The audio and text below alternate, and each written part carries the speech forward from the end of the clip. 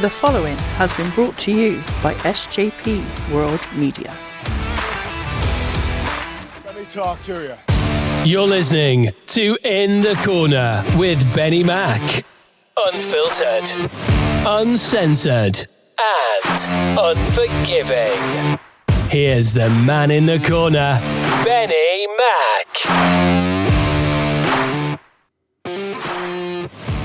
After technical difficulties last week, we are back with episode 39 of In the Corner. And a lot has happened in WWE since we were last on air. We'll try and go through some of it, and there's a lot to get to. We've also got some Twitter questions, so thank you very much to everybody that did that. We'll get into more of that in a moment, but joining me, hopefully, from across the pond, Tyler Peters. How are you, sir? Benny, doing wonderful. It's great to join you. I think Bray Wyatt and his Wyndham 6, it's a conspiracy theory. I think they vowed for us not to record a program last week, and it's a shame. If only Bray Wyatt knew the creative juices were flowing, we were going to talk good about him. I'm not so sure about me. I'm kind of lying. Listen to me. After I blasted the Mountain Dew Pitch Black match, that's our excuse. It's not the weather. It was something to do with Wyatt. He did not appreciate our comments, or at least mine. So I think there's some kind of conspiracy going on. You could be right. We both slammed the name of the match, and you weren't a big fan of it. But yeah, no, some technical difficulties. Weather, I think, here. I also had, actually, Tyler, when you went off, because we couldn't connect on, we use Skype at the moment. We have been using Discord in the past, so we switched over back to Discord, and even that wouldn't load. Yeah, we just had some issues, man. Not only Bray Wyatt, but I think computer, whether it was desktop or a laptop, just did not want us to have a show for some reason. Weather, I mean, you could use all the things that have affected us, and it's a shame, but it happens.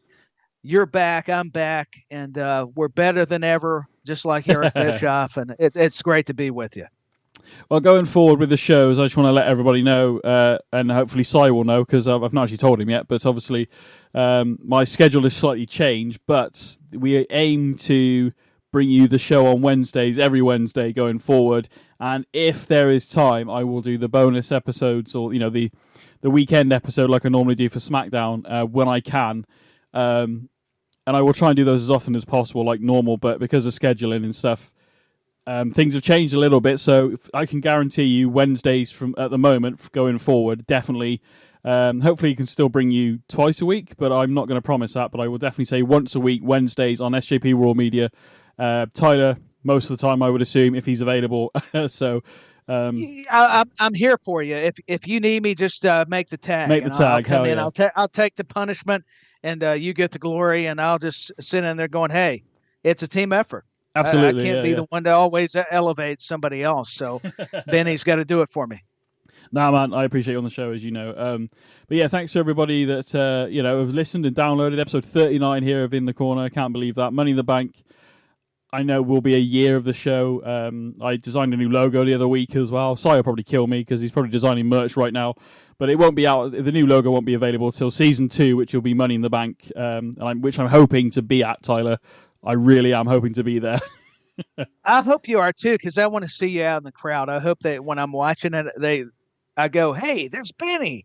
I know that guy. He's famous." And I still want the autograph. I want the autographed new merchandise shirt, and I think I've got some pretty good connections, with Cy, and so yeah, please, if you can, I would love a T-shirt. With all sincerity, I think it's wonderful, man. It's fantastic.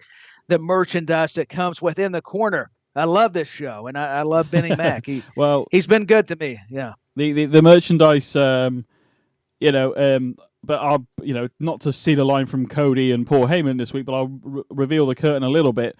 Cy is working on the merch in the corner right now because his store is really good. So he's doing some designs at the moment. We've talked privately about some designs and different things to do, but obviously very busy with other things. So eventually there will be some in the corner stuff on SJP on the network's merch channel hopefully soon. So I'm hoping so, and It's BenNny. Hey, it's BenNny is a good one. I can't wait. Yeah, I'm already looking forward to it, and I haven't even seen the designs, folks. So well, I will say this. A lot. I will say this, Tyler. I don't know whether it's going to happen yet. I can't guarantee anything, ladies and gents. All I know is the conversation I had with Mr. Wise Man SJP himself. But the Go Fickle Yourself T-shirt will hopefully be coming soon, Tyler, because that was the one that. That was good. I don't know. Was that a side rant? It may actually. It was, yeah. But I think it made it into a main show as well. So because when we talk about Austin Theory, so I think that's perfect, and I think anybody, whether you the UK, if I can talk, or the States or Canada, the world. Everybody's going to understand what that means if you just listen to that episode, and that's another reason.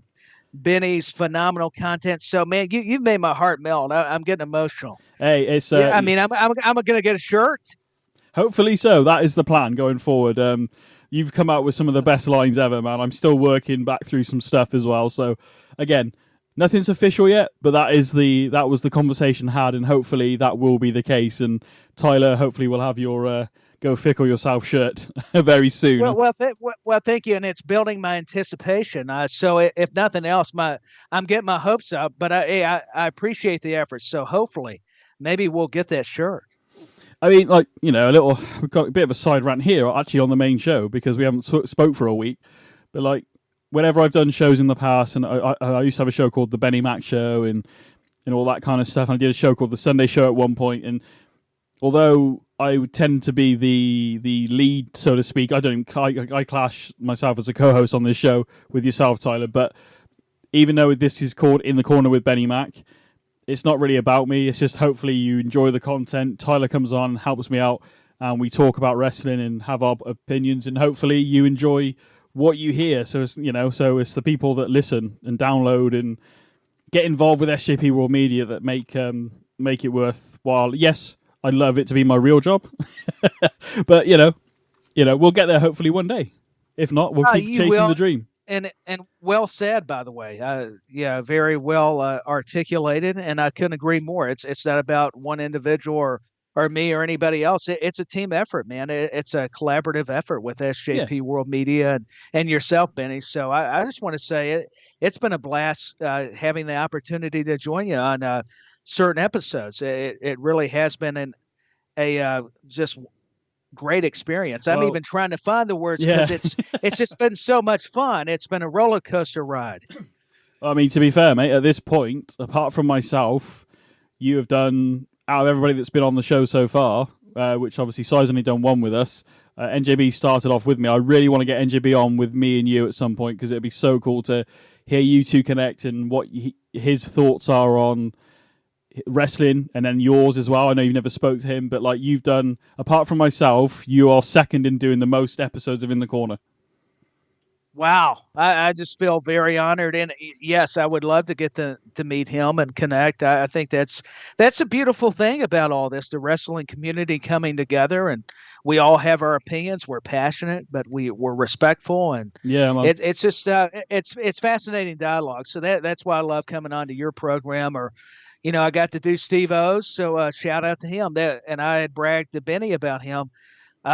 We have fun with Steve O. He has fun with us, but he's a big fan of what you're doing, and he had me on. And talk about knowledgeable and intelligent, man. Steve O, got to give him a lot of credit. Knows his stuff. So kudos to him. You've done, because so today you recorded that. Do you know when that'll be out? Because what are you talking about? Is it Capital Punishment? Capital Punishment. Yeah, he had me review that one, so I did over the weekend. We actually recorded it prior to coming for me coming on to your show, so I did double duty, which was cool. I got to do his and still be a part of In the Corner with you, BenNny, and I'm not sure when he releases it. He had just tagged me and said, "Hey, enjoyed our conversation," something along those lines. So when I have more information or he cool. releases it, I'll definitely try to retweet it or share it. Well, keep a lookout. If nothing else, yeah. Keep a lookout for Total Steve-O. I know his podcast is on Spotify 100%. I'm assuming on Apple Podcasts and where you can find most podcasts, but I know 100% he's definitely on Spotify 100%. So I think that's his main platform. So Total Steve-O, go check him out. He's actually I've listened to a few of them. He's reviewing like old I say old 2011 shows, isn't he? He's going through the he year, is. so and then obviously I'm assuming the pay per view you just reviewed is part of that year. It is. I think it is like 2011. It's around that time period because I think it's right before we see the rise of CM Punk. It's getting to that part of WWE. So it's been very, very compelling conversation because we touch on that a little bit, and it's a credit to his knowledge of that time period because I was honest. There was a time I took a break from watching wrestling. Yeah. I got to admit, I got burnt out a little bit. So I was not as privy to a lot of the things occurring during the 2011 time frame. I think a lot of us tuned back in when the pipe bomb happened around that time. So, that re-energized everybody. Man, when CM Punk, just because he's honest, and that's a real side to his character. So yeah, I think when you can have that credibility, it sure does. It drove a lot of fans that were growing tired of WWE back. So that's all a part of, or a testament per se, to CM Punk. I think I said it on the Raw show with me, you, and Cy, but I said whether that's scripted or a shoot interview that he did on Raw, it was needed. Whether it's scripted or not, it was needed. I think at that time to shake things up and make the product worth watching again. Even though I think it may have only lasted about a year or two, but it helped definitely going forward. Yeah, sometimes you've got to have those kind of moments, Benny, because everything gets stale, just like you were saying, and you need a change. And sometimes change is not a bad thing to have in your arsenal. It can be used for positive, and that's all Punk was trying to do.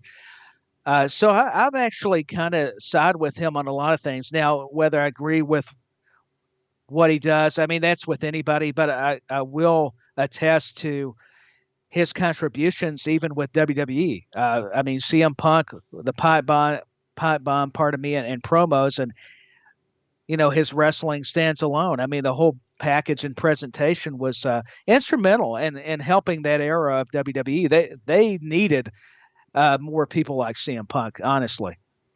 Yeah, it definitely caused a shake-up that it definitely needed at the time.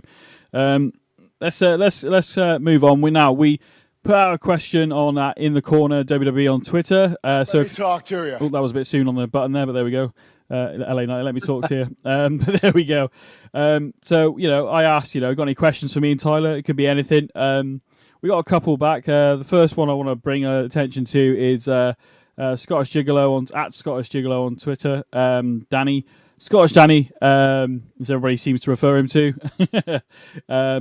If Jim Hellwig, aka Ultimate Warrior, worked for a delivery postal service instead of being a pro wrestler, would he have been known as the Ultimate Courier instead of the Ultimate Warrior? Which I thought was quite more of a, maybe he could be, because he used to run to the ring so much. Maybe he could be next day delivery courier, like Prime or something. Yeah, he could run the packages to people. I mean, I could see it. He would put the energy in, the charisma would Warrior. And Danny had a good one, the Ultimate Courier. That is a nice ring to it. You can't really beat it, to be honest. He's beaten his own, so yeah. I know he's actually done good on this question. I don't know that we could top that because that's actually pretty good. I was trying to rattle my brain to see what gimmick Warrior would need if he did actually deliver mail. The only thing I could think of is when he runs to your door, presses the doorbell, would he be shaking the package until you open the door like he would the ropes? That's probably what he would do. Yeah, he's like, "Speak to me, Warriors." Oh yeah, here's your package. Thank you. Yeah, and it's all bottles of soda or soft drinks, and it's all fizzed up now because he's been stood there. He'll probably pitch his comic books to you. Go, oh, this is from the Warrior store. So yeah, I can't really add much to that, to be totally honest with you. It was a good question. So, Danny was good, so man. good. Danny, you did such a great job, buddy. We can't even add much to it other than what the visual would be if Warrior came up to somebody's door or business, their front door, and there you have it. But yeah, thank you very much for the question. Let me talk to you. So we also had this is quite a good one because we talked a little bit of this off air, but this is from Dan Griffin at DanGriffin21 on Twitter with the Elimination Chamber PLE. I can't get used to seeing that. I still call them PPVs.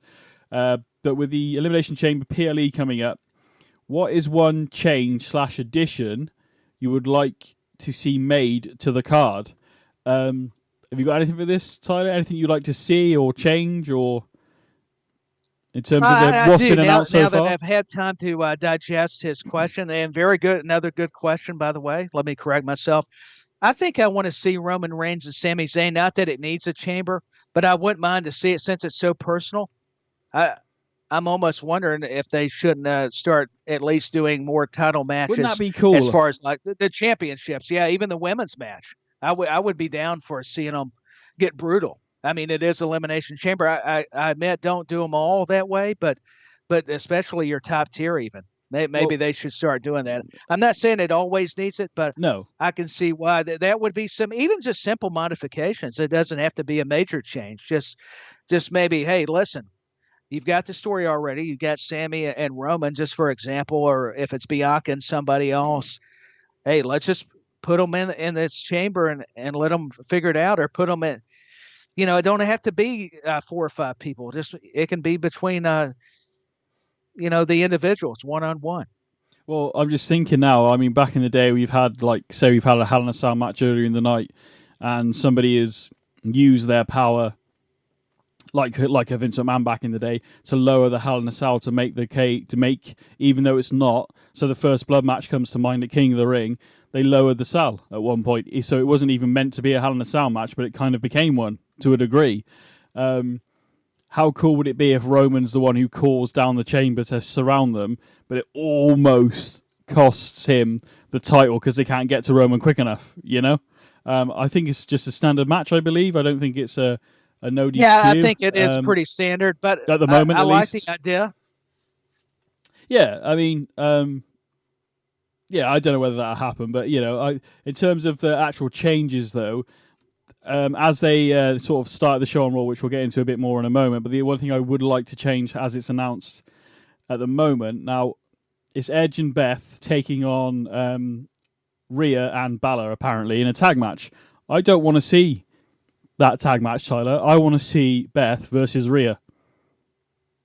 Yeah, I do too. I think maybe this is where they take us to eventually get us to the Rhea versus Beth matchup, but I'm in it concurring that I believe that the money match is Rhea and Beth, but maybe they want to save that for Mania. Maybe there's still time to put that on Mania. But then Rhea's supposed to be taking on, at the moment, that's Charlotte. Correct. So, yeah, Charlotte. So that wouldn't work. So it'd be probably better to probably do it now. I would like to see maybe have Edge and Finn outside, but I don't want to see a tag match. I genuinely want to see Rhea versus Beth in a one-on-one, because I think it would be, I think it'd be really good, basically, is what I'm getting at. So that's the only, I mean, I'm not overly, we'll talk about this more as we get there, but obviously when we do the Elimination Chamber prediction show and everything, but I mean, I'm not buzzing about the women's chamber match at the moment, not because I don't want to see it in a sense of it won't be brutal or anything, but the Raw women's the Raw women's title picture at the moment, SmackDown's women's picture, women's division. I'm trying to get my words out now, Tyler. It's catching. No, that's all right. But I feel like SmackDown's getting a bit better, but Raw feels very stagnant. So I don't know. Why is Michelle Rodriguez on Raw? I thought she was a SmackDown women's division person. So, and I thought Liv was as well. I'll tell you why they did that. Does not mean to interrupt. I think they were doing it there to scout the competition. I think that's the reason they were on Raw. I think that's the only explanation. I think because they had keen interest in what was developing between, and we'll get into it, Chelsea Green and Asuka, because that was to decide what was it, the final spot. Yes, but we'll analyze it some more. But what I'm saying is this Elimination Chamber match in the women's is supposed to be for the number one contendership for the Raw Women's title. Liv and Rodriguez, I believe, and even Natalya, I think, are actually SmackDown division. So I'm very confused of what this brand extension is meant to mean anymore in some cases. So I don't know what they're doing on Raw, really, is what I'm getting at. So because Rhea and the SmackDown Women's titles locked into Mania. Now, whoever the SmackDown Women's champion will be, we are assuming it's going to be Charlotte, obviously. So I don't understand why these SmackDown people are now on Raw. This is what I'm getting at, with no real sort of they've been signed over, Here's another thing or a trend that I'm seeing to go along with your observation with the SmackDown talent being on Raw. And it's true. There's not been a lot of actual brand, stay at home talent because we see this over time, and it's a shame because I do think there's a good quality with that kind of creative. However, I think as we're getting close to WrestleMania, we've got Elimination Chamber, and because that match is happening in a couple weeks, and I think it's WWE's way, the way they're booking it, to add more intrigue. So whether it's perplexing or not, that's why we're seeing the SmackDown stars. I get why it's confusing, but I just kind of see it as, hey, let's get them on Raw, because to be honest, SmackDown has became the franchise show for WWE for quite some time, and not Raw. I agree. So I think this is a way to kind of overplay or not really overplay, it's not the right term, but kind of saturate Raw with some of the SmackDown talent, some of their big lady stars. And you can't deny Raquel Rodriguez and what Liv Morgan's been able to do. And to me, it's a telltale sign that even though you've got some of these ladies returning and being featured in great spots, by the way, very favorably. Yeah, no, I don't disagree there. That you still need to utilize, that you got to utilize the SmackDown girls, evidently. Maybe that's the reasoning. Because it is interesting. I do concur. It's confusing because at the same episode of Raw, we had Maximum Male Models be signed to Raw. And it was made evident that they were signed to Raw in a backstage segment. So it makes no sense to me why SmackDown competitors are now coming over to compete for the Raw Women's title, So, but again, it needs something because it's very stagnant. I just wish they would make their mind up on what the rules are for this separated brand thing going on. It feels like it's moving back towards maybe the Raw Super Show and the SmackDown Super Show. Do you remember they did those back around 2011? Oh, I do remember, and to the point that you're making, I get what you're saying. I just respectfully would disagree by saying that I think not just the Super Shows, it's a testament to Raw. You have these stars showing up like Lesnar, like Lashley, even with Edge and Beth Phoenix and Judgment Day. You've got all these moving parts. You've got Bianca Belair. But it's a telltale sign that you've got Charlotte on the other show. You've got Roman. You got Sammy.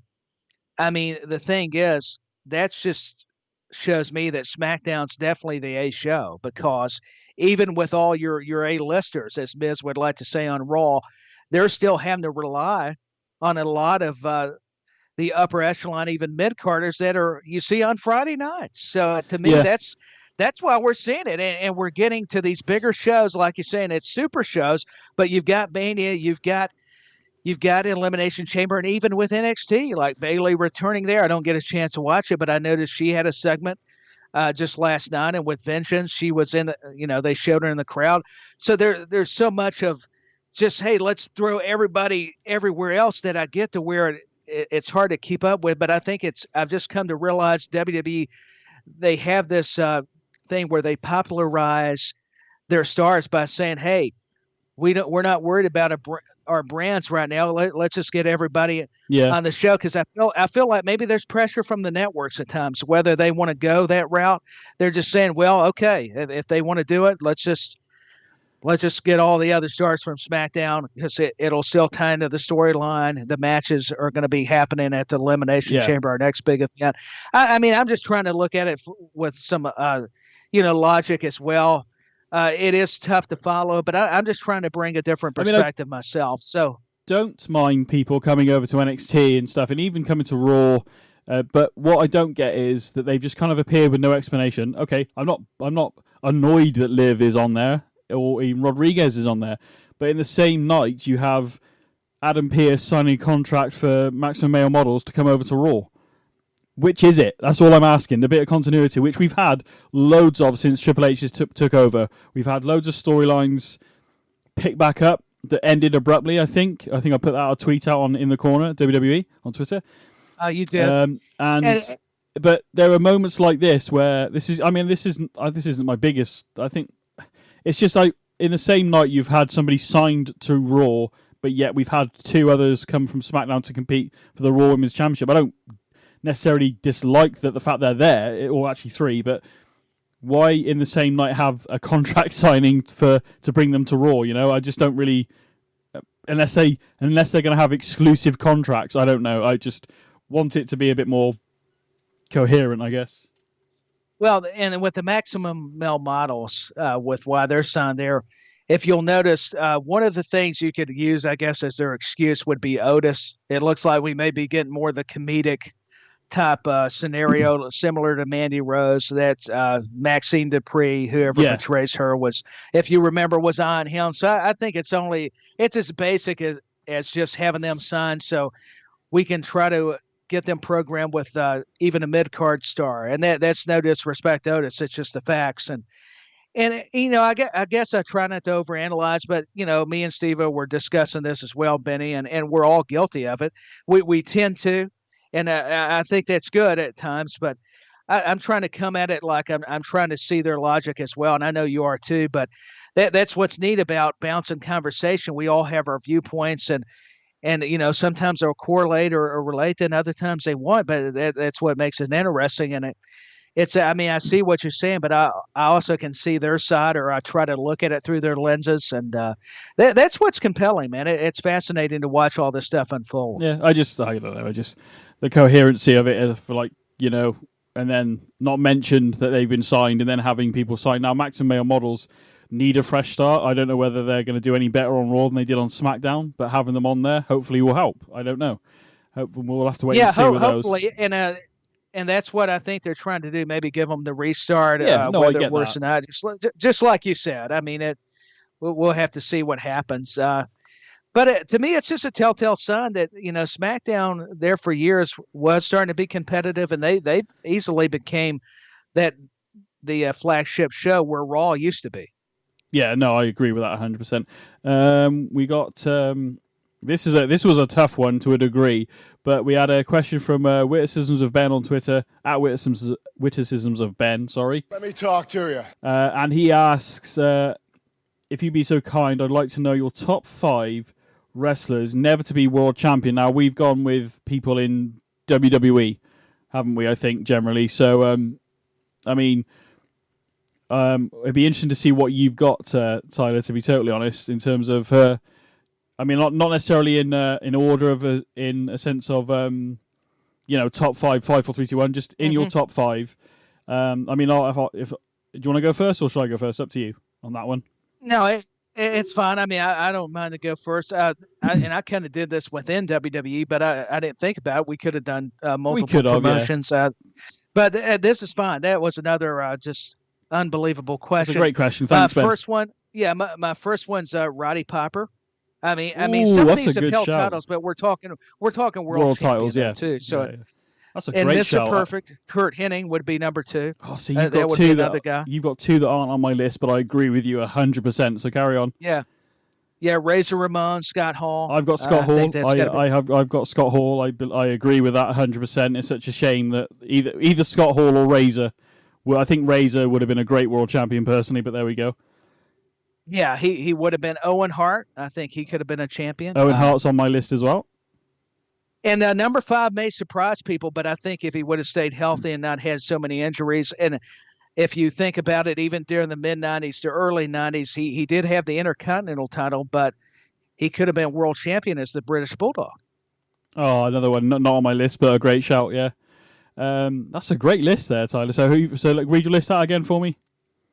Roddy Piper at 1, Mr. Perfect, Kurt Hennig at 2. Number 3, Razor Ramon, a.k.a. Scott Hall. Number 4, Owen Hart. Number 5, the British Bulldog, Davey Boy Smith. Right, so the 2 I had on my list that you had, I've got Scott Hall and Owen Hart. Obviously, Owen Hart, we all know how that ended, unfortunately, so maybe that could have happened, but we'll never know, unfortunately.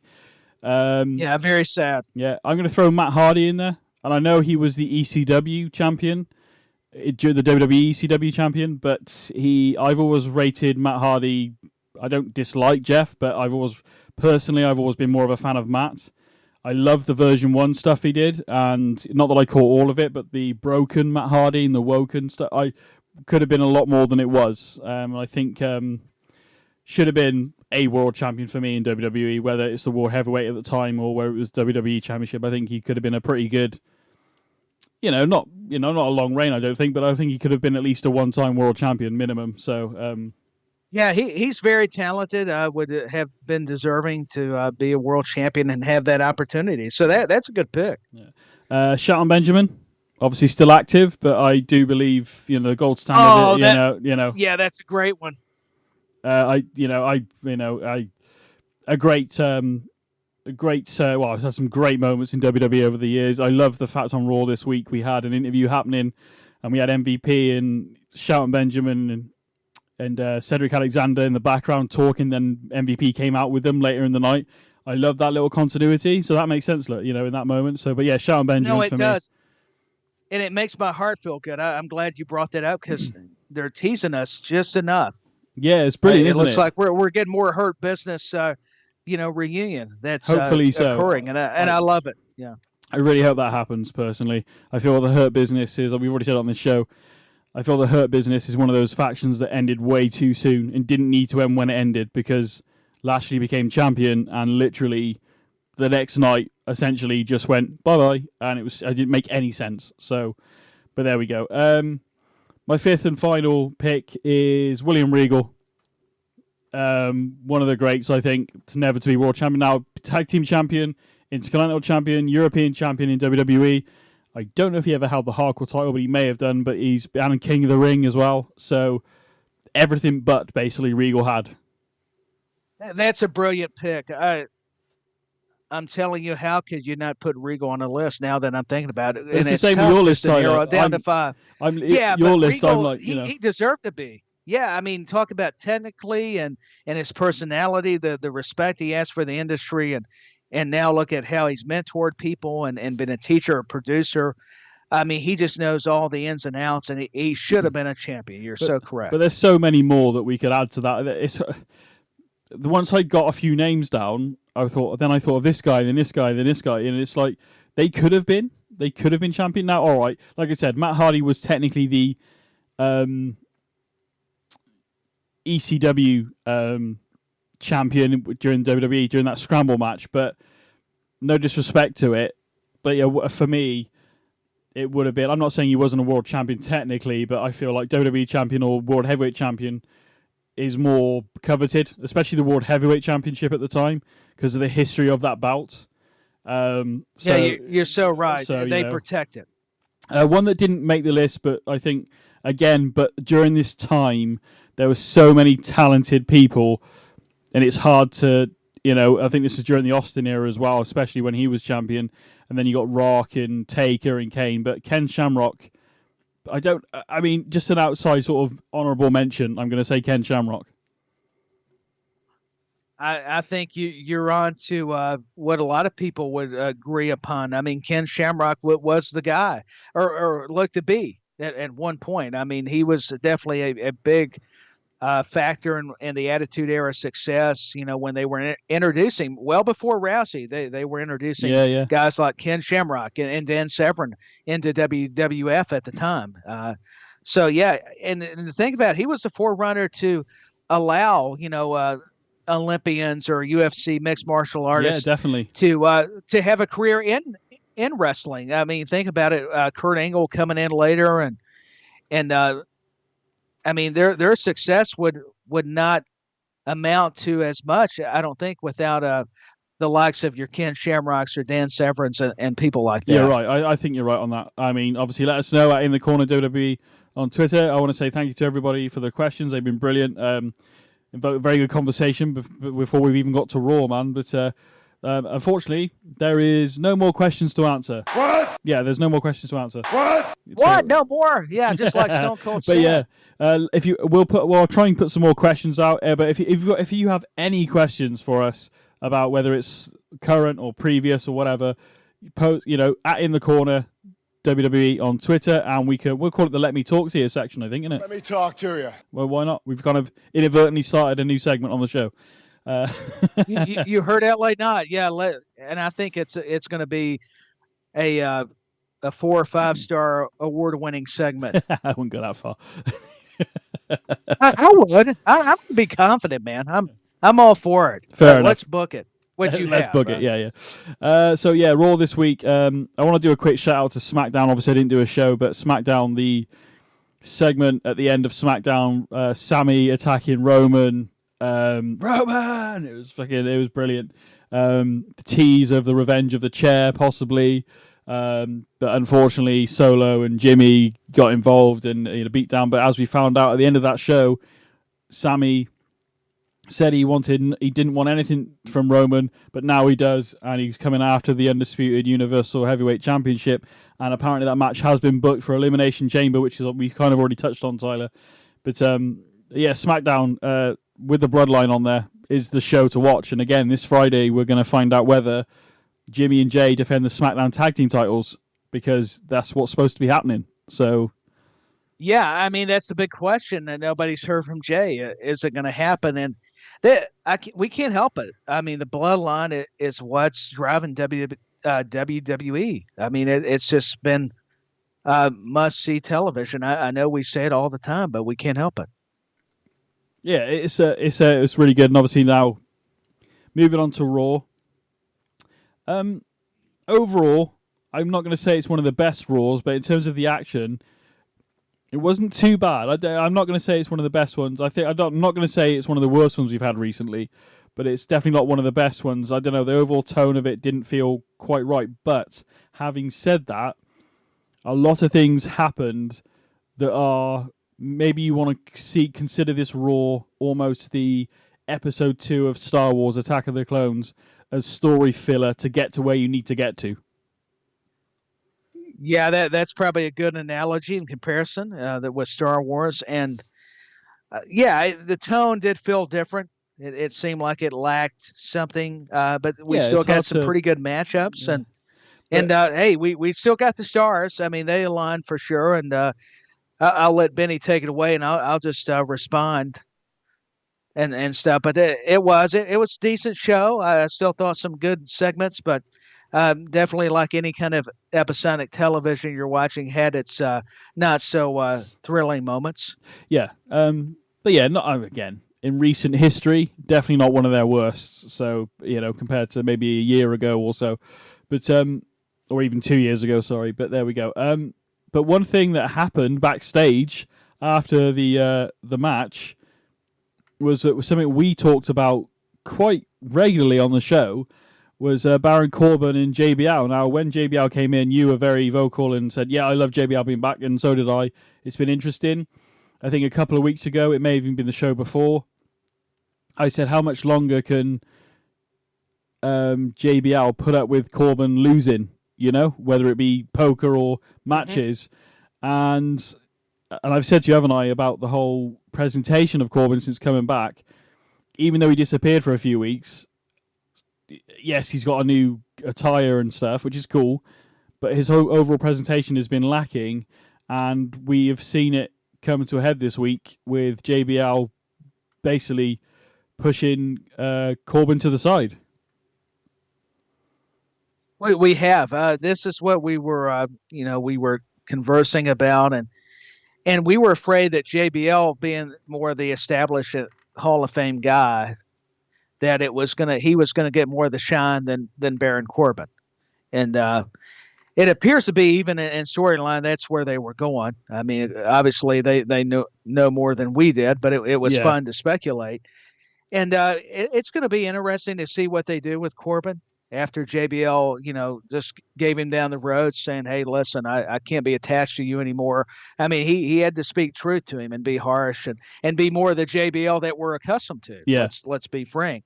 And so I don't know if we're going to get the bum Corbin again, or, that's when we saw that Hurt Business interaction, which probably had nothing to do with Corbin.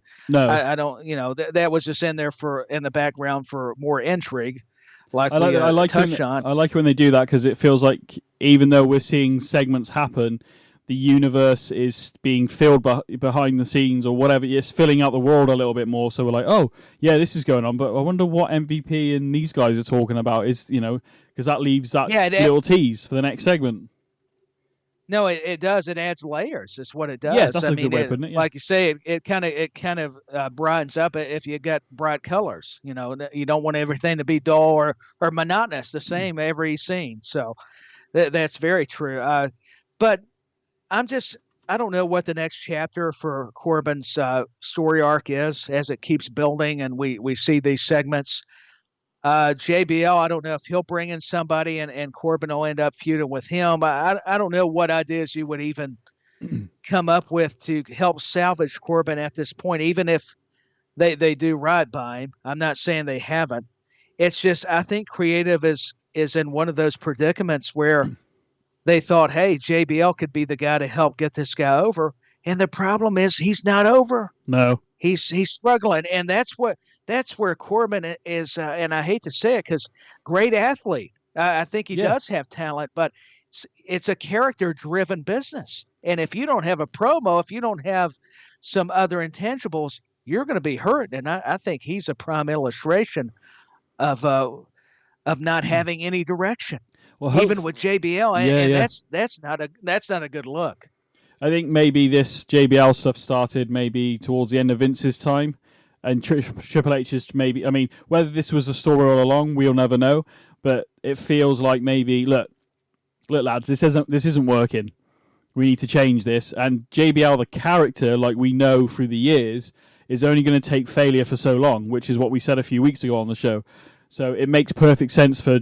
As I think the word was, you can't polish a turd, saying to Corbin JBL. So that was a fantastic line. Yeah, Corbin just had to take it from JBL. But what I was saying is, too, here's another thing to think of, Benny, is, with JBL, you don't want to use him too much because even though it's great seeing him, you can overuse legends. And I think that's the risk you run. Yeah, with JBL, too. So it probably is a good idea to discontinue whatever this was because sometimes it's like any good experiment, whether they're good or not. You try it, and if it works, fine. If it don't, then you just got to go back to the drawing board. Yeah. Well, hopefully we can have like a rejuvenation, a little bit like Austin Theory, because I still believe that there's money to be made in the Lone Wolf side of things of Baron Corbin because I like Baron Corbin. I like the Lone Wolf stuff. Whether you can repackage it or not, I don't know. Case in point would be Elias. I was very excited to see Elias back, but we haven't really seen much of him either in terms of moving forward. So I don't know. They had it at one point. They never capitalized on Elias's popularity and the build that was coming. Very much like Rusev Day and Adrian English and all that, so...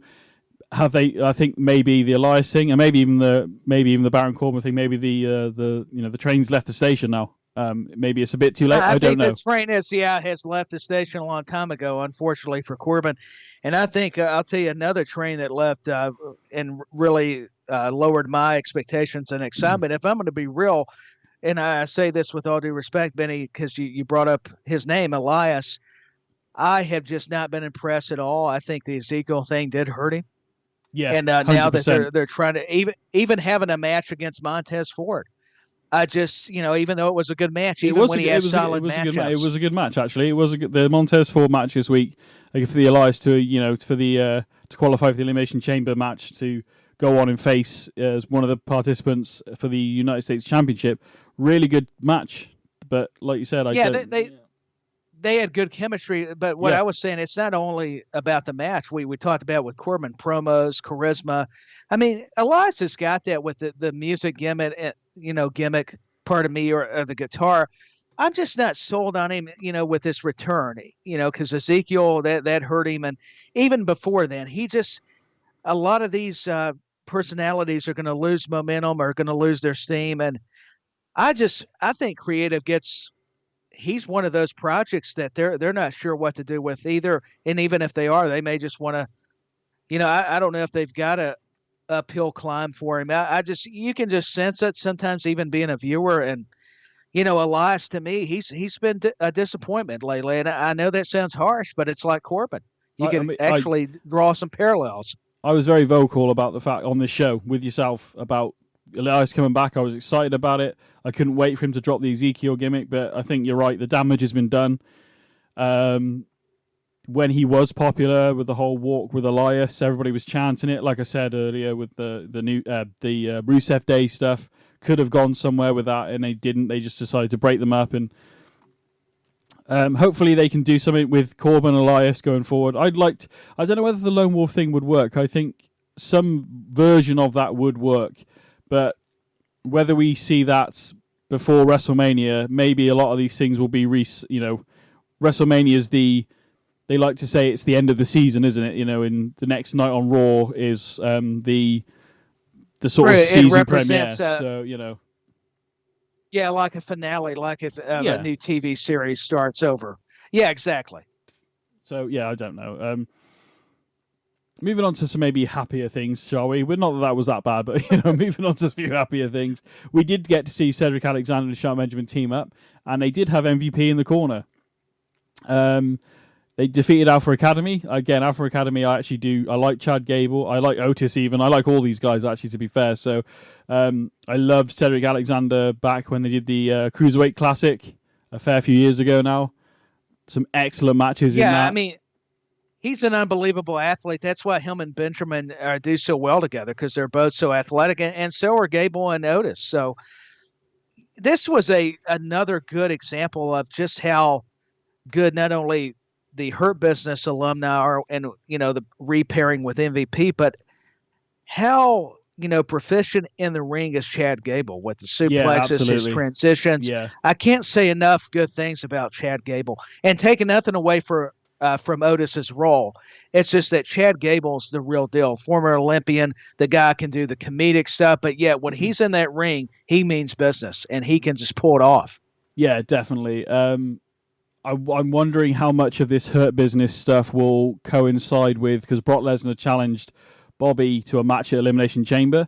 This would be, I believe, the third in the series with these guys. But how much of this will be because of Brock F5 Lashley, but how much is the Hurt Business going to link in with Brock and Bobby Lashley, and do we see the reformation fully of the Hurt Business? And if we do see this Elimination Chamber, where does Omos fit into this?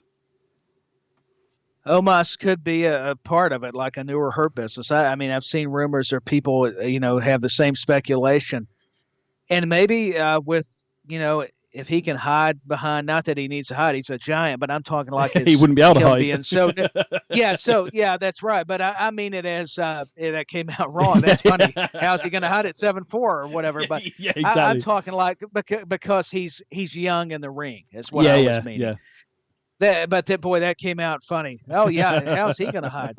Yeah, but even behind the tallest tree, it's going to be tough. But seriously, with Lashley and Benjamin and Alexander and MVP, that's why they paired him with MVP. Omos is to give this guy some mentorship, some more knowledge, not only from the Performance Center, but with who he's working with and also who he's aligned with. So it's to give him not only the mouthpiece, but these guys can surround him and kind of cover where he still needs to grow into certain characteristics concerning his wrestling, his work rate. Yeah, definitely. In terms of the Elimination Chamber match for the United States Championship, which I meant to mention a minute ago, but I didn't. So Seth Rollins has qualified. Obviously, Austin Theory being next, he's defending the title. Damian Priest obviously qualified this week. Fumbled over his words a little bit in the opening segment of Raw. Said Money in the Bank and then got it wrong. And I felt bad for him because I've fumbled over my share on podcasts, and so I get it. You prepare all you want to, do your homework, but nothing can quite prepare you for those moments when you're in front of the cameras. You're in a live crowd, even if it's a house show or a big pay-per-view. And I felt for him, and I think Edge did a great thing. He actually helped him out. If you noticed, he was coming back. He did. Yeah. And that was showing how much of a pro and how much respect. I think that it gives you that reassurance in the Rated R Superstar, because he knows how important that promo was, this whole story. So as one of the guys that's casting the role, you try to help the guy that may not have the experience in promos. Sure, he's got experience wrestling, but as far as big time promos, anyways, Damian Priest, I would imagine, has not had it with respect to Ring of Honor and other places he's been.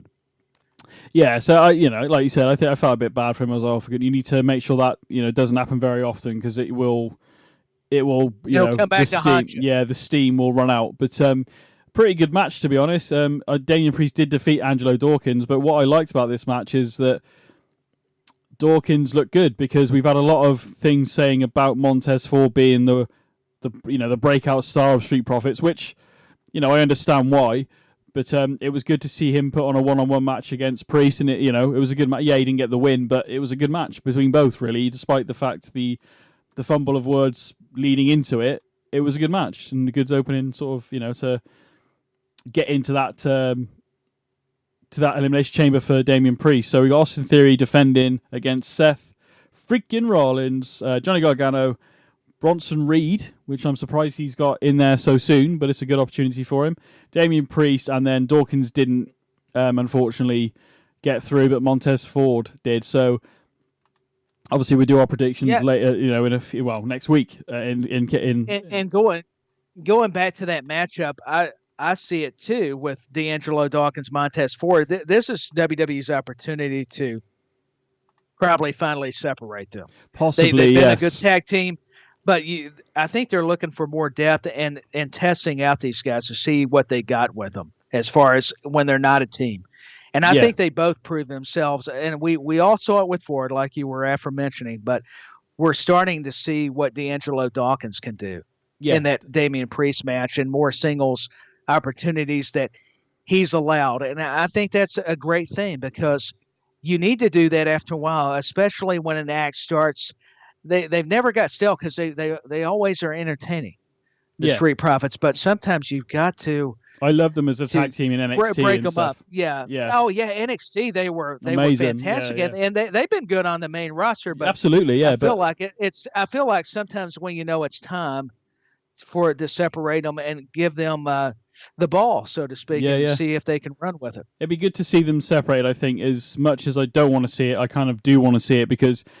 Even if a bit like the Dudley Boys back in the day, we had them separated for a while, not long, but for a while. And then when they came back together, it was so much cooler when they came back together to see them do their own thing for a little bit in the brand extension at the time. But then when they came back together, the fans loved it.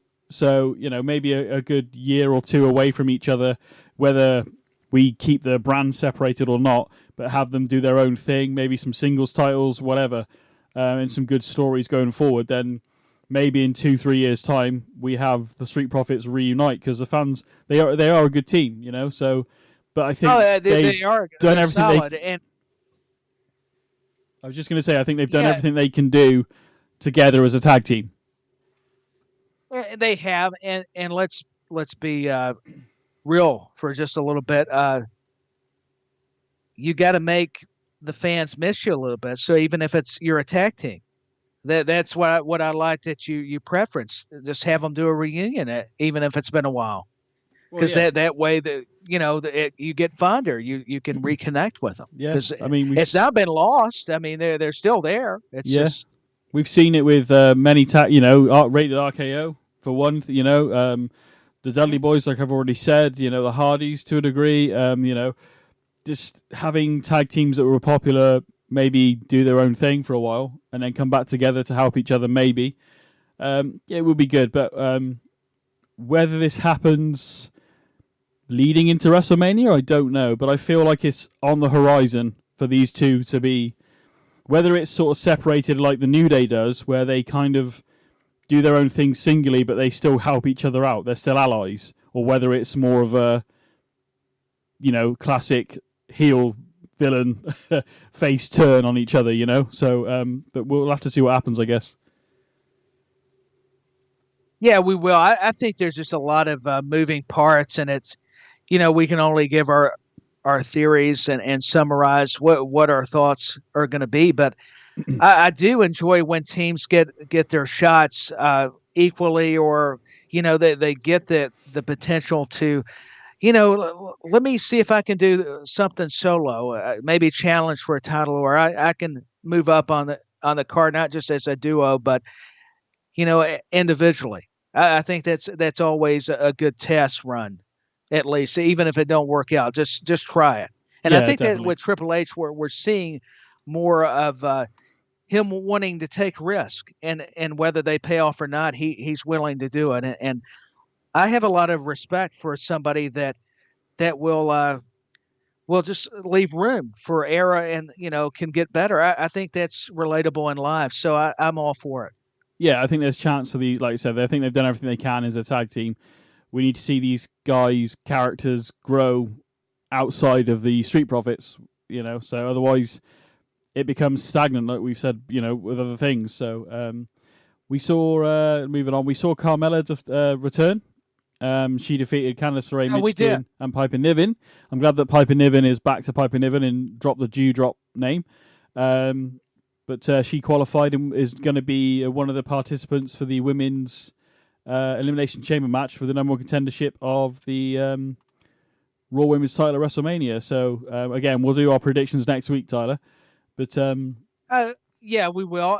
This was interesting, though. I mean, Carmella coming back, the big return. We know Corey Graves.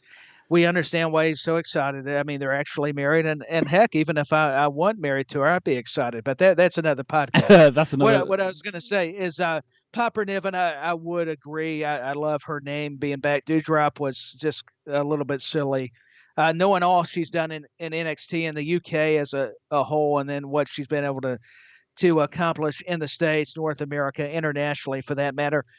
And then you had Candice LeRae. I'm happy for her, and Meechin, I still like Mia Yim. I don't get the Meechin thing, but I digress. So we're going to Piper Niven, but yet, and I don't mean this with any disrespect. I think it's Korean. She's got some heritage, so I get why she chose the name from what I've read. But Mia Yim, I don't know that needed to be messed with, but oh well. Yeah, there we go. Yeah. I think it was overall pretty good match. I'm not going to break it down. I think a lot of people can do that, and probably BenNny better than I can. But Carmella, I guess we should have saw her winning because she returned, and we've not seen her in 7 months.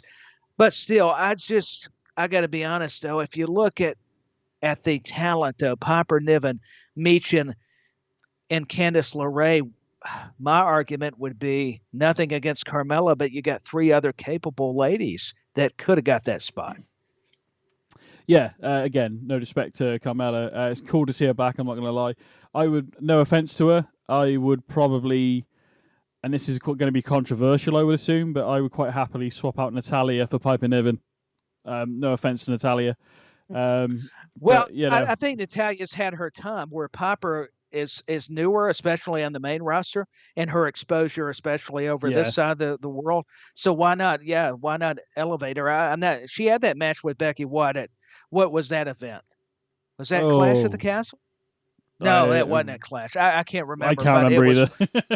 To be honest with you. That's terrible. But I know they had a match. I'm just trying to make the point that I know they gave her an opportunity to be spotlighted, but come on, you got to give her more. And that's where I see why not program some of this new talent. That's one thing about Triple H that I do admire, that I'm not saying Vince won't do, but I mean, go with somebody different. Even if Carmella returns, make her look strong. You don't have to bury her, but she don't need to win. Yeah, no, but I mean, okay, again, there's plenty of time for these others that you've mentioned, Candice LeRae, Piper Niven, and all that, to the next year to be, elevating this women's division on Raw or SmackDown. So I'm not overly bothered, but I mean, if I was, back to the question we had earlier, if I was going to change it, I would change Natalya for Piper Niven personally, but that's just the way I feel it. But we've got time now for these other people to be built up. Obviously, Nikki Cross is in there, but has kind of been stalking Candice LeRae. So what's going to happen there going forward? So, I mean, we'll see.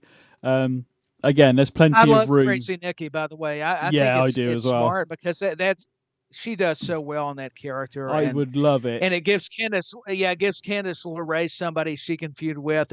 She's still young on, at least regarding the main roster. Yeah, I'm not overly bothered by Carmella either, but I like that Natalya I mean, I respect that she's in there, but I see she's already been elevated realistically. So why not?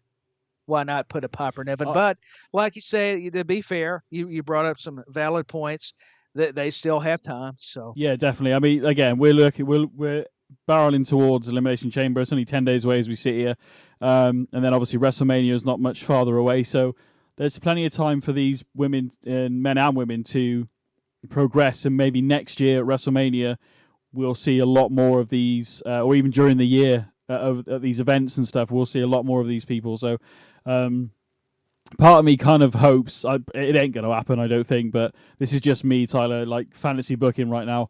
But, we've got Dexter Lumis, we've got Johnny Gargano, we've got Candice LeRae. What happens if Nikki Cross is kind of taking on Candice LeRae, and then she brings them back up, and then we have that Sanity logo come back up on the old screens at WrestleMania, Eric Young and all that? I doubt it, but it would be quite cool.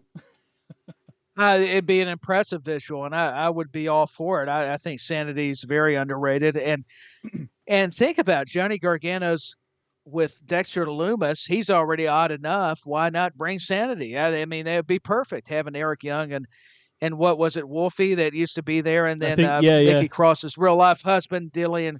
What was his name? Boy, I'm saying it wrong. What was his name? Killian Dane. Killian Dane. Yeah, the opposite. No wonder I was getting tongue tied. Yeah. No, there it is. So yeah, it would be cool. Again, I'm fantasy booking right now, but that would be cool. I'm just thinking it on the spot right now. Bring my list back up. So yeah, we saw Carmella return. New hair color and everything. I know she had quite a bad year. So she's been gone for 7 months, I think they said, in terms of some personal stuff. But she's back, and hopefully we can see some good stuff with her. She's one of those characters, almost like a Vicky Guerrero. When she excuse me, when she talks, she's kind of annoying. Mm-hmm. He annoys you, but it's a good heat magnet, though. Exactly, yeah, 100%. Before we probably get onto one of the bit more popular segments of the evening, I want to bring up Chelsea Green very quickly, eliminated within seconds in the Royal Rumble, and basically kind of doing a Karen kind of character. I think that's fair to say. I believe that you could make the comparisons. She's very demanding and wants things her way. What is it? McDonald's? But that probably McDonald's would not be good enough for Chelsea Green. Yeah. It'd have to be one of these fancy upstart restaurants. I mean, that would be beneath her. Yeah. I mean, but she took on Asuka, and there was a moment in that match where I was like, she is not going to beat Asuka, surely. And it almost looked like she did. She didn't. But again, this is someone we can see going forward probably being a pretty good heel if they, I think, continue the way they're going right now, Tyler, maybe evolve it as we go along, but could be so one of these people, you just, like a Stephanie McMahon or a Vicky Guerrero, like I said, she could quite easily be up there with Carmella as a one of the top heels. Chelsea Green gets it. I think, too, it's helped her being away from WWE. It's unfortunate she had so many stops and starts. I think we've spoke on it. But knowing how much success she's had with NWA and Impact and other promotions, Ring of Honor, and it's allowed her to kind of find herself again. And I think that's why it's not a bad thing for certain talent. When they get released, they still find opportunities, ways to work. So I'm happy for a lot of these promotions and a lot of the talent like Chelsea Green.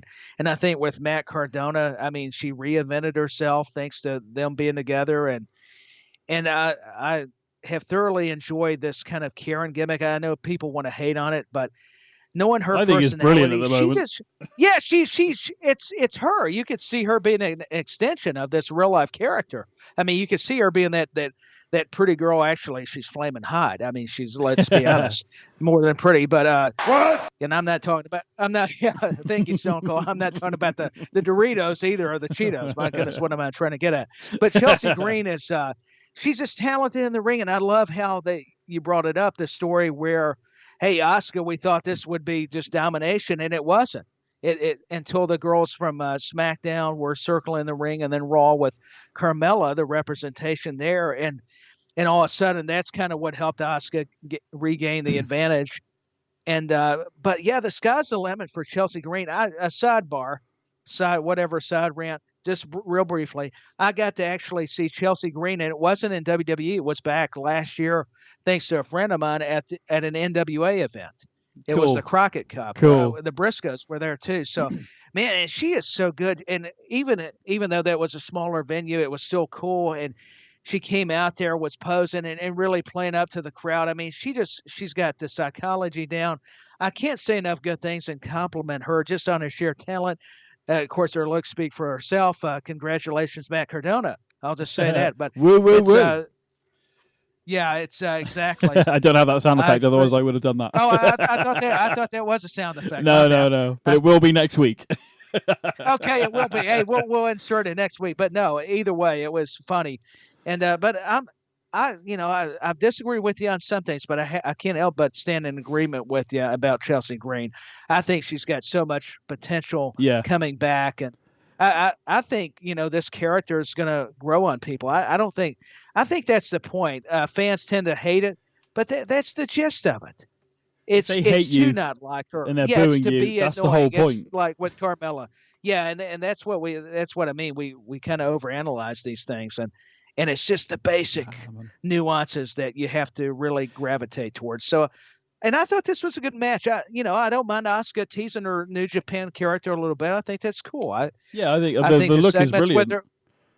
Spitting out of the mouth when Carmelo, last week, I believe it was, and just a little kind of scary tactics or just add to her presentation. And it's still the same Asuka, but just viewed in a different way. And I think it's good. I think change is not always bad. Yeah, I mean, again, it's just a case of the one thing I felt, I understand why they did it, but obviously because they're all going to be in the Elimination Chamber, and also the way Chelsea Green has been running her mouth the last couple of weeks. So I understand why all these women came out to look at this. But I in the moment, I thought, why have they done this? We don't need them out here. But I kind of get why they were circling the ring because of what Chelsea said and obviously what the match represented in terms of who would then be next in Elimination Chamber. So, but yeah, no, in terms of Chelsea, I think she is... yes, it's annoying, but that's the point. She's a heel. She's meant to annoy you. And me, I'm not going to lie. I'm hoping she does really well. And on top of that, maybe we see Zack Ryder, a.k.a. Matt Cardona. Maybe we see him at some point. I don't know. But that would be so cool to have the woo-woo-woo. You talk about a guy I really liked. I think at one point he may have been on the cusp of possibly being a main eventer. Hopefully with the indies and stuff that he's been doing, Impact and all that kind of stuff. Maybe he would return maybe in the next year or two, and maybe he could be up there in terms of challenging for a world title maybe, because I enjoyed his work as Zack Ryder, personally. I think Zack Ryder, Matt Cardona does great work, and he's reinvented himself, like you touched on, with the indies, NWA Impact. I think he's challenging for the NWA title again against Titus, or what's his name? Not Titus. What's the guy who used to be in WWE? I'm thinking of a different name. Is it Tyrus? Maybe that's it. Oh, that's it. And I said Titus or something. Boy, I was way off. But it was that was him. I knew it started with a T. That's all I knew. But I don't mean to sound disrespectful. It happens, folks. We're human. But yeah, I think he's challenging for the NWA title. Yeah. So and, I mean, I'd love to see him back in WWE personally, but that's just me because I was a Zack Ryder fan.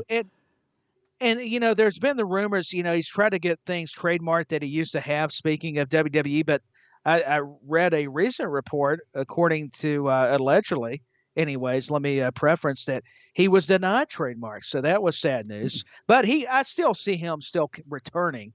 Just because he don't get trademarks, he could still be Zack Ryder. He could even come back as Matt, couldn't he, to be fair? The character he's done now, so, he could do that. Cardona, and that would work. I mean, 100%, he's done a lot of these other indie promotions and done well. So that's it's like Moxley. I think if he ever came back to WWE, I don't necessarily think he'd necessarily ask to return as Dean Ambrose. He could be John Moxley. I think he's turned that page, so to speak. Yeah, that's fair. I think what you just said answered all the questions, at least my question. It did. So thank you. That's true. I didn't. No, seriously, I didn't always think about that. Hey, they don't have to come back as their old gimmicks. No. Sometimes WWE will be lenient. Vince has even shown a little bit, believe it or not, and especially with a change of the guard with Triple H and his team, maybe their things would be different in that regard. Yeah. But yeah, hopefully, I think Chelsea Green's got an opportunity here, and what she's doing so far in the few weeks that she's been back has been brilliant. Yes, it's annoying, but I love it. And it's always when Vicky Guerrero used to come out and go, "Excuse me." It was annoying, but it was the point. Speaking of Vicky Guerrero, very quickly, I want to move on to a bit of news with that, and one other piece of news before we move on to the Cody segment, if you don't mind. Oh, that's fine. Vicky Guerrero, there was a tweet go out, I think it was WrestleMania, and they put out, Vicky Guerrero doesn't like Dominic Mysterio, and using the Eddie sort of vibe, that he's got, everybody comparing him to Eddie. Vicky Guerrero, fair play to her, first F-bomb on the show, she tweeted them back and said, "I have not done an interview with these people. I don't know who they are. I don't know where they've got this from. I love what Dominic's doing." And I believe it was WrestleMania. I could be wrong, so don't quote me on it. But they deleted the tweet, and I wish I'd have screenshotted it now, which I was going to do. But they deleted the tweet after when Vicky Guerrero herself come back and said, "What the fuck are you talking about?" And I loved it. So I don't know if you saw that. Yeah, she called him out. She called him out. Yeah, this is how this ridiculous kind of information starts. Just not only by rumors, but somebody just jotting something down because they misread or misheard, misinterpreted something. You say it multiple different ways of what Vicky said, and she was quick to come back on them and say, "No, we love Dominic and Ray, that whole family. We know how tight the relationship is with the Mysterios and Guerreros." She knows how the business works. She could have said something. Yeah, she could have just said something that was, he thought he heard. But a lot of times that's why you got to check statements and facts, because these things get so entangled to where they're not correct, and it gets people in trouble. It was just clickbait. Yeah, that's what it is. It's a headline. It's a way to get views. It's BS. Hey, because we got the scoop. Vicky said this, and everybody will click in, and hey, look what we did. I mean, it just gets ridiculous. And so I'm glad she did, because it's good to clarify and get people to understand. No, this is not what actually happened or what I actually said. Yeah.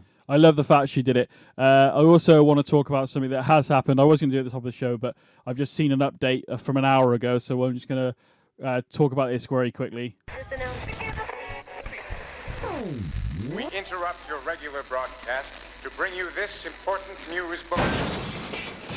So anybody that's been following social media and Jerry Lawler, a lot of you may know he suffered a stroke on Monday. And I've just seen a tweet on his @Jerry Lawler on Twitter.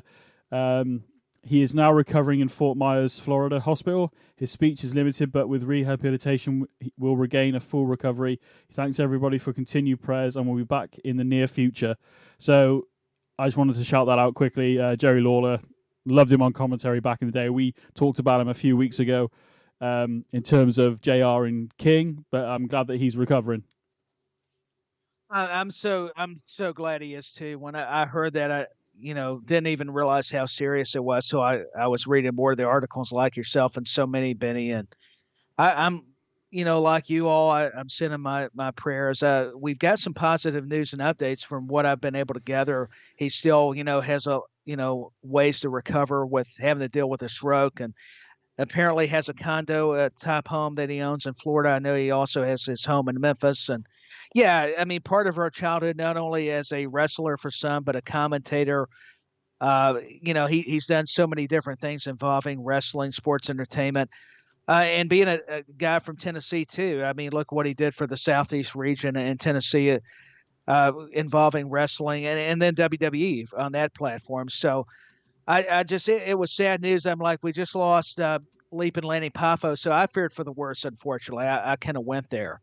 And I was like, I hope it's not another sad case or tragedy here. And thankfully, all the reports indicate that he should, is going to recover, but it's still going to be some effects when you have a stroke. It's just such a traumatizing ordeal. And luckily, somebody was able to discover the King and get him to the hospital and then perform surgery. And so, my prayers are still with him. I'm like you, Benny. We love Jerry the King Lawler. He's got some of the more classic lines like JR and so many, especially during the Attitude Yeah. Years, the Attitude Era. And he would have appreciated the Chelsea Green, too. He would have, I'm sure, would have loved that kind of banter. Or at least I hope he would. But seriously and honestly, glad to see him doing better and making it out of it. I mean, I'm not going to lie, because of what I just spoke about in terms of Vicky Guerrero, when I saw reports this morning, I was a bit like, is this real or is it not? So the fact that it's actually on Jerry Lawler's Twitter page, you know, obviously it is true, unfortunately, but at least it's good news, and he has the opportunity to get better. So but it verifies it when you can see it on their actual page, or at least close friends, at least, or when they'll share it. Then you kind of have validation. Oh, this is true. But I get that, because you wonder sometimes with the clickbait if this is somebody just putting it up there to get his name out, to get views. And all that, because it's the way the culture and world is today. It can be sad and sick in a lot of different ways with the dynamics. So I'm glad we all have to confirm these kind of findings. Absolutely, 100%. I mean, not that, again, we got two more things to talk about on this show, but let's quickly talk about the cage match between Bayley and Becky Lynch, which we were supposed to have on Raw 30. It didn't happen, but we had it, and it was the main event of Raw as well, which was amazing. What do you think of this match, Tyler? The cage? I'm glad they saved it because we did get more time. I thought it was just incredible for the women to main event, and they deserve to. With you're talking about Becky Lynch and Bayley presently. I thought they did a nice job utilizing the cage, just like how the men do. And probably a lot of times the women matches I often like better in some cases, because it just shows you how far the women have came as far as wrestling and everything. And I like the whole Bayley Becky Lynch dynamic. Apparently they've got chemistry. They know each other. You can tell. I'm not going to go over spots. I was definitely interested in the match just because of the two stars we referenced, and two, we got a big surprise, a returning Hall of Fame superstar. So BenNny, before you go into that, I wanted to get your thoughts as well. What'd you think about this big steel cage matchup with the man Becky Lynch, and then with the role model or Bayley, leader of Damage Control? I like the way they linked it into their relationship in Orlando, NXT, all the way to the main roster. And of course, Raw was in Orlando this week, so I like the fact that, was this the plan? It makes you think, was this the plan all along to make it happen in Orlando? I have no idea. It does. But it was good. And then, of course, as you mentioned, a return. Io was climbing the cage, trying to stop Becky and everything. Hard-hitting match, to be fair. There was some good moments in it. But then I did not see. I'm not going to lie to you, Tyler. I didn't see this coming. I didn't read anything beforehand because I like to go in blind. I don't like to maybe look at the dirt sheets and ahead of time and stuff like that. But of course, I watched it the day after, being in the UK. So how I managed to avoid any spoilers was almost a miracle in itself. Yeah, that's incredible. But Lita returns to Monday Night Raw, helping Becky, basically, at least stopping Io from getting involved in the match, because Dakota Kai is on crutches after last week. Cool. It was just cool to see Lita back, really, to be honest, and it made sense in a sense of main event on Raw. Obviously Lita and Trish back in the day main evented Raw. So it's cool. A lot of people are thinking that we're going to see like a six woman tag team match with Trish. I actually want to see, I don't necessarily want them they don't have to win it, but I would like to see Becky and Lita team up against Dakota Kai and Io for the women's tag team titles, rather than a six-woman match, really. Yeah, either way, I'm all for it. I'll support it. Lita, to me, has still got a lot of time to have a successful run at anything she wants to accomplish. And I think it says a lot. I'm glad you mentioned the history with NXT and also the Trish Lita match. That was great, because it helped remind my memory of just the historic moments and the vindication for Becky Lynch and Lita to, Bailey's been running her mouth. Damage Control's been running roughshod the numbers game. They've had their plan, but they wasn't expecting Lita to stun them by coming out, just by surprising everybody.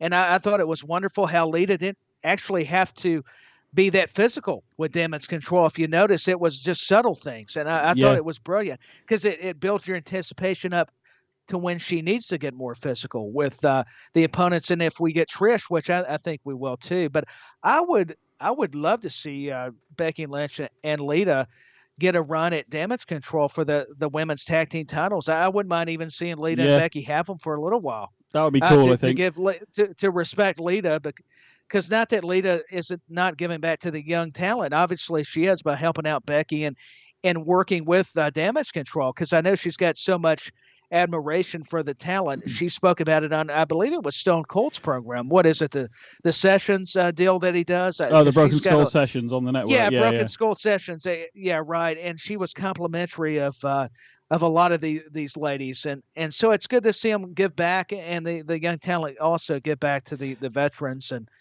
and Trish, and they look great. They can still go. I mean, that's what I'm saying. Wasn't it Lita and Becky that had the match in Saudi Arabia? Yeah, it was. Yeah, when Becky was healing it up, obviously. And when she was heel, and now that she's the babyface, it makes more sense for Lita to help her out, especially with Damage Control's antics. But to see Lita have another opportunity, whether she's in the Hall of Fame or not, look at what Edge is doing in Beth Phoenix. I'm glad to see it, because these legends, if they can still go, and like Lita and Edge and Beth Phoenix and a Trish Stratus and be teamed with, whether it's a Bayley, a Becky Lynch, Charlotte Flair, or Rhea Ripley, why not have, or paired against even, why not do it? Because as long as it makes sense, it goes along with the story. Essentially Becky don't need a rub, but she actually got a Lita rub here. If you think about it. And, she proved in that match what I was getting at it with Saudi Arabia, that she's still got a lot in the tank left. Definitely. So Lita could definitely have a run. So that's why I enjoyed her getting a world title opportunity for the women's division, because she proved, hey, that could be a real possibility. Yeah. I mean, just saying, I don't know whether Trish is going to be involved or not, but just saying, Elimination Chamber, where's that going to be? Oh, Canada. Yeah, Canada. Wait a minute. That's going to be not only a Sammy or KO from there, but I believe there's Stratisfaction. Yeah, a little Trish Stratus. Yeah, I think it's a suburb somewhere, isn't it? And so there we go. See what I love too, Benny. You mentioned it, Orlando. The significance of their stories. It's when reality gives it that credibility. I know we say this so much, but it's evident. And not only with Orlando and everything, but Canada.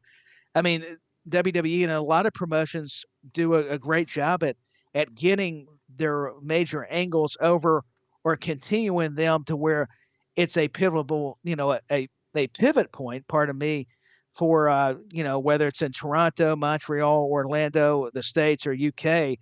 That's another point that I wanted to make, that WWE just does a masterful job at. Yeah, definitely. I'm looking forward to Elimination Chamber for many reasons. And now, the possibility. I mean, like I said, I want to see Rhea versus Beth one-on-one. That's the one match I would change. But if we are going to see I mean, if it's a 6-woman tag team match and Trish is involved, do you know what? It'd still be cool to see them. But I would kind of like to see Lita and Becky go after the tag team titles, the women's tag team titles. I think that would be really cool, personally. But that's just my own person. Maybe they do that. Bayley's outside, keeps getting himself involved, and then who comes out? Trish Stratus to silence Bayley. Maybe we have Bayley versus Trish at Mania. That would be quite cool as well. And then we have the new women's tag team champions in Becky and Lita, and maybe Damage Control go over at WrestleMania. Maybe, I don't know, but there's possibilities there. Yeah, there's so many possibilities, and if you think back, going to the storytelling. Trish Stratus, didn't she confront Bayley and Damage Control when they were in Toronto? I believe so, yes. So it makes perfect sense why they can go back to it. Yeah, so, again, I'm just, off the top of my head here, but that would be, I would love that, personally. So, yeah, me too. I think a lot of the fans would. I got to admit, I'm still got a crush on Lita, too. My goodness. Oh, man. Trish all the way. No offense to Lita Yeah, either. Trish too. No, hey, I agree. Trish all the way too. They both look great. They're both an example, a living example of what a guy my age should be striving to be. For a guy to look better. But hey, that's why they're on TV. I'm not, and I major respect. I think they're down to earth, nice people. But man, when they need to bring it and get into character, these ladies can do it, man. They can definitely bring it. So I'm looking forward to what they're gonna do. So hey, got to find out, I guess, next Monday night. Hopefully so. Yeah. Getting closer because we've only got one more till Elimination Chamber, and so we'll find out a lot more then. Yeah, hopefully so. Some people like this, some people didn't, but I personally love the segment between Cody and Paul Heyman. You obviously mentioned it off the air, so we're this is the sort of main talking point for us. I've got a clip here. Hopefully, it will play. All right. And Paul Heyman made it very personal between Cody and the Tribal Chief Roman Reigns. Now, Paul Heyman may have said it, but I think maybe Roman may be controlling the wise man, possibly. You, it could Cody, be. were his favorite son. Yeah, I think Roman could very well be manipulating Heyman a little bit to get to Cody. But Roman Reigns was the son he always wanted. So yeah, Paul Heyman. Hopefully you could hear that, Tyler. But Paul Heyman. I could hear a little bit of it, and that's my fault. I may have accidentally talked on my end. No, I didn't that's mean fine. to, because I was trying to listen and see if the clip was playing, because there was a few minutes just on my end. I've got to educate the listeners. Sometimes when Benny plays something, you'll be able to hear it on the actual show, but a lot of times it don't come through on my end. So that's why I wanted to. Yeah, exactly. I mean, Stone Cold will tell you, LA Knight, Paul Heyman. It's nobody's fault. Everything's great. So I'm looking forward to hearing it back when listening back to it. But hey, let's talk about that segment, man. Paul Heyman, Cody Rhodes. That's a master class of how to do promos, is it not? I mean, a few people. I agree with you 100%. By the way, and Tyler, what are we going to do? We're going to break it down. Hey, wait a minute. Yeah, wait a minute. I almost forgot something. Yeah. Let's break it down, shall we not, Ben? Break it down. There we go. Yeah, there we are. Yeah. Anyway, so basically, Heyman, it started off quite respectful, didn't it, to be honest with you? But a lot of people, how many times do you have to see Cody cry over his dad? And I'm like, are you fucking serious right now?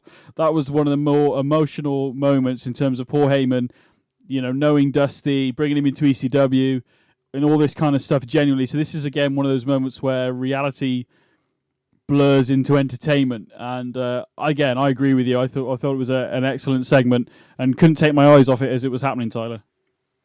No, you had to be invested. Paul Heyman can articulate words so well. We've seen this over time, over the years, whether it's been ECW, WCW, especially WWE currently, and Cody Rhodes, whether it's been WWE, AEW, or wherever he's been. I mean, he's got a lot of his father in him, as far as vision and knowing how to cut a promo, deliver an etiquette that's second to none. And I say that with all the respect in the world for the Rhodes family, because I'm a fan of what Dusty was able to do as a wrestler, a performer, and also with NXT and with Dustin and that whole family.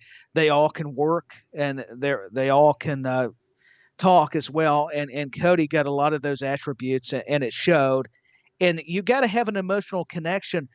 Dusty's past, and Cody, this is real life. This is him allowing us to get a glimpse into his inner self, if you will. I mean, so he's got to be able to shed some tears and speak about and get that closure with Dusty, because Dusty would have loved to see the moment where Cody could win the World Heavyweight Championship. Yeah. And so, I mean, that's why it's meaningful. It's almost hard to describe and put it into words, honestly. But Paul Heyman, the banter of where Heyman was even get tears and get emotional, because when you said it, when Dusty had that run in ECW, I mean, where, WCW was kind of on its on its last legs as well, and so was ECW. But there was still enough where Paul E could bring in Dusty, let him take on Steve Corino, and just give back to a guy that I'm sure gave him a break, going back to when he was in World Championship Wrestling. So why not, let that, like you said, the reality bleed into the entertainment perspective of the promos, of the dialogue. And I think these guys, they just reaffirmed of how well versed they are. I mean, as good as Heyman, as Cody was able to come back at him, but that one line, and I'll let you take it out of respect, but we've got to talk about that one line. And Cody was able to come back, but man, can Heyman just drop him? And when he talked about how the favorite son and Dusty, I'm paraphrasing because I want to get Benny's thoughts. To me, if you weren't invested, at least that line should have kept you drawn in somehow. If you are a long-time wrestling fan, whether it, like myself, I'm from I started in 2000, like properly. I mean, I watched a little bit prior to this, but generally I got into it in 2000. And obviously what Dusty did for the business, NXT, WCW, all the stuff he did in his career. I've not seen all of his stuff. But he is one of those guys. He's just one of the. He's a true legend, which a lot of other people are. But I'm not saying you have to necessarily be a long-time fan like myself, like Tyler, and like anybody else maybe. But as I think most people can relate to, whether it's losing a father or losing a family member, you can relate to that. So to fulfill a promise, a dream, whatever, I think resonates with a lot of people quite easily. But when I see these comments online about like, oh, for goodness sake, how many times you have to see him cry? I think, how dare you? I know it's entertainment, but again, as I just said, and like you've just said, it's blurring the lines between it. But the overall segment was really good. But that's what Paul Heyman's got. You could feel it coming to a degree. I've seen enough of Paul Heyman to know that, yes, there is compliment. Oh, now you've walked off the path and you've fallen off because he's now thrown a dig at you, basically. He's made it personal. He gets that one-liner, even if it's just a one-liner, that, like you're saying, that dig. And that's when, Cody comes back at him and he's like, well, you made it personal now. Yeah, I mean, I'll go through the little thing. So Heyman actually congratulated Rhodes on his Royal Rumble victory. Rhodes talks about, which you've already touched on, but Rhodes talks about Heyman giving his father a payday in ECW, and Rhodes' family was desperately needed it, leading both men to be emotional, to be fair, and it made sense. I mean, ECW, again, you don't necessarily have to be a long-time fan, but if you are, it's like watching a series of a TV show and you've watched it from day one and all these little references, Easter eggs. If you watch the Marvel films, there's always something in there that links into another film or relates to something that's coming or has happened and all that kind of stuff. So WWE is very similar, I think. But after the compliments stopped, Heyman said that Dusty Rhodes had trained, prepared top stars in WWE Performance Center, including Roman Reigns, and as obviously he mentioned Seth Rollins as well and others. But he never trained his own son, which I thought once he started mentioning NXT, this is where this was going to a degree. Heyman ended his rant by saying that the final conversation with Dusty, now this is very personal, and I thought, you better be careful what you say next, poor Heyman. Dusty said Cody was his favorite son, but Roman Reigns was a son he always wished he had. And basically, I love the way Cody says, you made it personal now, and I'm personally going to take the title from Roman. And we've yet to see these two, Roman and Cody, interact yet, but I tell you what, it's leading into now, it would be cool to see Sami Zayn win at Elimination Chamber. I don't think it was going to happen, but, at some point we see Cody and Roman come to blows. It's going to be very interesting with that Paul Heyman dynamic in there as well. So, again, it's leading very much to WrestleMania, isn't it? Yeah, I mean, it's a way to make us take that main event even more seriously and go, this is for the biggest show and for the biggest titles, with all due respect. It is, other than the women's titles, because they are at their own level as well. But I mean, these guys got this, not only the storyline over, they made you feel the importance of that big fight feel. I think the commentators, a lot of the fans have already referenced this, but we got to reinstate the fact that just put Paul Heyman or Cody Rhodes or whoever that's just great at speech and making you believe, suspend your disbelief, and you've got your winners. I mean, that's all you needed was this promo. If nothing else, the only thing missing would have been Roman Reigns, but you didn't need Roman, and it was Raw. This way you give them enough separation to where, when, like you were alluding to, when you've got Reigns and Cody in the ring together, then they have their chance to cut a classic promo or just have that confrontation. Maybe they don't say anything. Yeah. You just milk it a little bit because, Heyman has spoke his piece, and I just thought it was great. The line, too, where he was saying, I know you're Dusty's favorite son, but Roman Reigns was always the son that Dusty wanted to have. And I didn't get the correct words, a line there, but it went along those same lines. I thought, what a line. I mean, that was the line of the night. And Cody had some good ones, but even he had to admit, man, with Paul Heyman, he's a master, man. And Cody does great on those promos too. Very convincing, very believable. And somebody brought this to everybody's attention. You don't have to go over the top. And part of me, I didn't mean to butt in. I was just going to end it with that. Yeah, no, carry on. I was just going to say, it's for him to go toe to toe with Paul Heyman. Yeah, it kind of, and not fumble it like we saw at the beginning of the show, was really good. Basically, is what I was getting at. Yeah, it was. I mean, it would be hard not to fumble it. I mean, because those scripts and whether they go off scripts, that's still a risk. And because it's human nature, you're trying to remember so many of your thoughts and get so many of the words you try to say. And sometimes, hey, I'm guilty myself. Don't always come out correctly. But, the thing is, for them to do it pretty fluently and without flaw was just as impressive as them, the dialogue between themselves. But I don't know. That was epic. I don't know. Yeah. That was on another level, as they say. Yeah. I mean, again, not one of the best Raws in terms of everything, but I think was good in the sense of it's progressing and building to the next event, basically. Is, like I said earlier with the Star Wars films, episode 1, episode 2 is basically story filler to get to where we need to get to in episode 3. So obviously we need to get to Elimination Chamber, and then we need to get to Mania. So going to be interesting going forward. But yeah, mate, been great catching up with you again. I'm glad the technical difficulties this time. Yeah, I'm glad too. I'm glad everything worked out as well, Benny. And like always, it's always a fun time to break down. There I go again. Discuss Raw and what's going to be happening for the next week's Raw and Elimination Chamber. And yeah, definitely. I'm sure you'll have SmackDown recaps and more news. And I like how we're involving more news and questions. Great fan. Yeah, no, I thank everybody for who sent their questions in.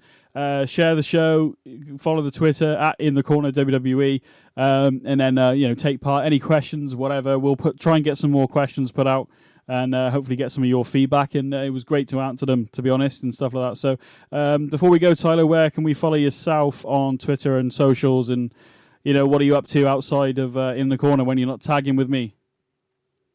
You can follow me on at Dustin Tyler 86 on Twitter. I'm currently writing and doing a weekly report for WrestleBuddy.com. Check them out. The whole team does a wonderful job over there. And also their sister website, Geek Buddy, does a terrific job. Also, the Rewind Wrestling Radio podcast, got to give them a shout out. Standing Strong with Waylon Myers. The Uncensored Wrestling podcast. I don't think he's on Twitter, but I do some Attitude Years recap of the Raws and pay-per-views there. So that's been a fun trip down memory lane. Also, I'm trying to, In the Corner. How can I forget? My goodness, I'm telling you, I have lapses because I'm so blessed to be on all these podcasts back when with Danny and of course In the Corner. I'll repeat it again. Make up for that, Benny. Your show and then so many others, on Side Pals, great network, and also Josh DeBoard, RSH, his great program, and all the other ones. I'm sure I'm forgetting that's on the SJP World Media Network. So many of these networks have multiple just fantastic shows. So check them out. I just got to plug everybody and do some advertisements. But I appreciate you allowing me to give them a shout out, and I know they'll appreciate you for letting me. And Benny, I know I went lengthy, but I had to get all that out. And I just want to say thank you again, and it's always a pleasure joining you on your program. Yeah, I appreciate it, man. There's so many shows. As you said, you've already mentioned back when. Obviously, there's Chain Wrestling Monday nights. There's Nitro Nights. There's the Murder in Mind pod, the Doctor Who pod, and NXT Rise and Fall. All these shows you can follow separately, or you can follow SJP Raw Media when all the shows are on there on one feed. But if you only like, say, Chain Wrestling, it's got its own link, it's got its own its own page basically. So, and then obviously I will mention we are recording episodes. The Waiting Room Season 2 still continues, and hopefully soon some episodes will be out. We are slowly going through the Waiting Room show, the Quantum Elite podcast, basically. But yeah, you can follow myself at BenNny Mac, BNNYMACK. But more importantly, follow this show at In the Corner WWE on Twitter. Tyler, thank you very much for coming on the show, buddy. And we'll see you hopefully next week for the Elimination Chamber prediction show. And thank you everybody following the show, listening, downloading, and I hope you have a good week. And we'll see you all again, hopefully Wednesday. Yeah, I'll be returning. Don't worry. I'll be back.